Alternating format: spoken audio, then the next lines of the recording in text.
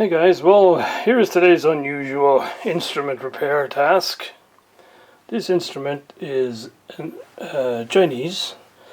It's called an Erhu. One of the oldest bowed stringed instruments known to society. And as you can see, the baggage handlers lived up to their reputation. So this basically has two strings on it, which you probably can't see. And I guess what's unusual about it is the drum, the head here, is snakeskin. Right, I've decided I'm going to use hide glue to refit the top here. Mainly, well, it seems kind of appropriate to use hide glue, and also I'm totally paranoid I won't locate it properly, and so I might need to take it off again, in which case hide glue is the easier option. There isn't really any way to clamp this, so I think I've got it reasonably accurately held here, and of course hide glue doesn't take long to go off. And so then I'll come back with a warm, damp cloth, see if we can get rid of the excess.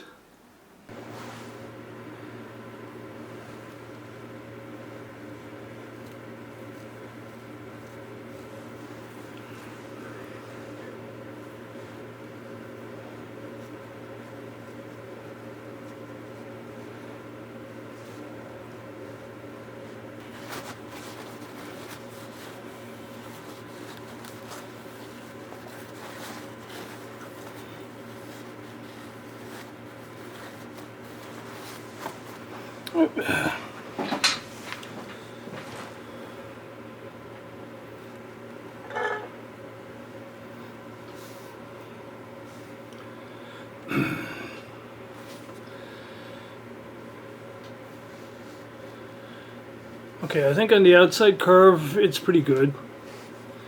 There's a little roughness on the inside, and obviously it broke it this way, and so it pulled the wood fibers, got stretched a little bit on the inside, and in fact there's some marks here which maybe something was somehow rubbing up against it or touching against it. So I just rubbed it with a little antique wax to hide the glue line a little bit. I'll let that dry up and then we'll polish it off. So it's not completely invisible, but it's very close. So it will do. It will do. What I might do is find a clip of somebody who knows what they're doing playing this thing, so you get a sense of what it sounds like in the hands of somebody who's expert.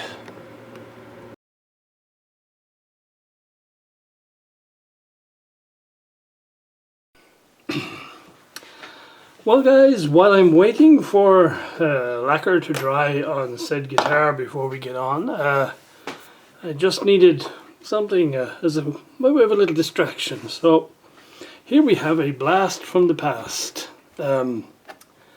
Those of you old enough will remember the very first video games ever to hit the street, where you could play tennis on a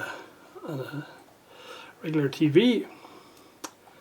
This thing is an Elftone EL TVG-01. It says video game, play with color and black and white television set. I don't know when these first came out, but I got it when they first came out, so it's a long time ago. And as one goes through life, a lot of this stuff gets lost along the way, but for some reason this thing seems to have followed me all the way through.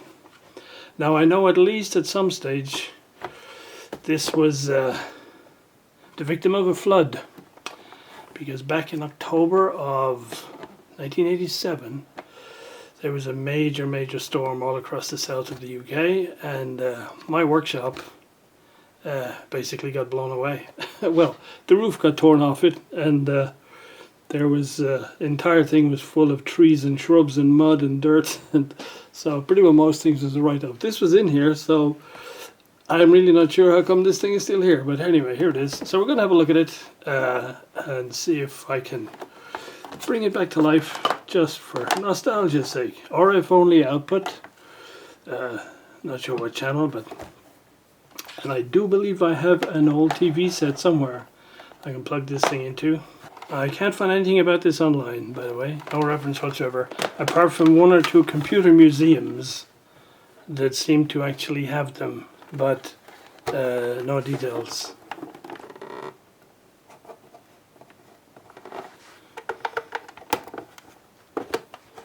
Oh, there's an audio out. I see a headphone socket.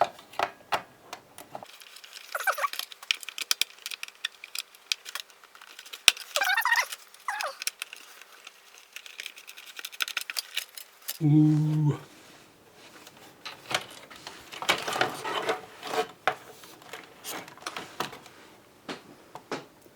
Serious tech.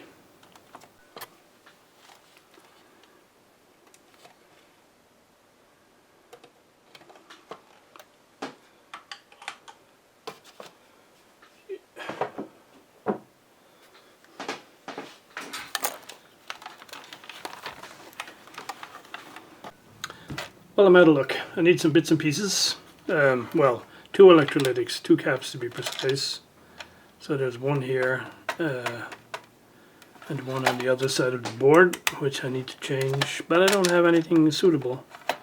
So my little Sunday afternoon project has to go on hold. Gotta go order some parts. So I've replaced a couple of capacitors. This one, this one, this one, this one over here, one underneath. Generally giving things a bit of a clean up and so on. And so I have the bench power supply that we can make it out, but it's set to 8.2 volts. I thought that should be sufficient. And I found the old TV. And there's the old TV over there. But as you can see, I don't really have a good picture, or a picture at all. However, since the TV is so old, I don't know if the problem is the TV or not, because if I change channel and go back again, you'll see it locks. It locks for just a second and then it loses. And so I have a feeling. Now there's a number of factors here. I don't know if I ever use this TV with the antenna input. Because I think I might have used just the direct, so it could be the TV, but there's nothing on the outside that you can adjust. If I was to go adjusting this at the TV end, I'd have to take it apart. I don't want to do that. On the actual circuit, the only thing that's adjustable on the modulator is there's like an inductor here with a variable core. All that seems to do on the TV is make it brighter. It doesn't. The lock problem stays there. I told a lie. I tried tweaking the modulator again, that inductor, and it works this time. So I have lock. So I think at this point what I'm going to do is put this guy back together so I can turn him over without shorting stuff out, and then see if the actual controls work. Man, I wonder when was the last time this thing was actually running.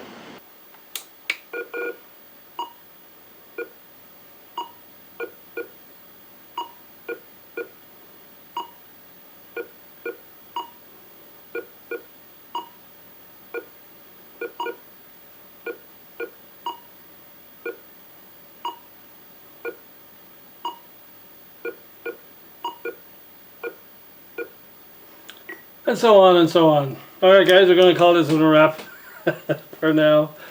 I don't know when I got that thing, but if any of my kids were born, they were certainly babies. So, yeah, nostalgia trip.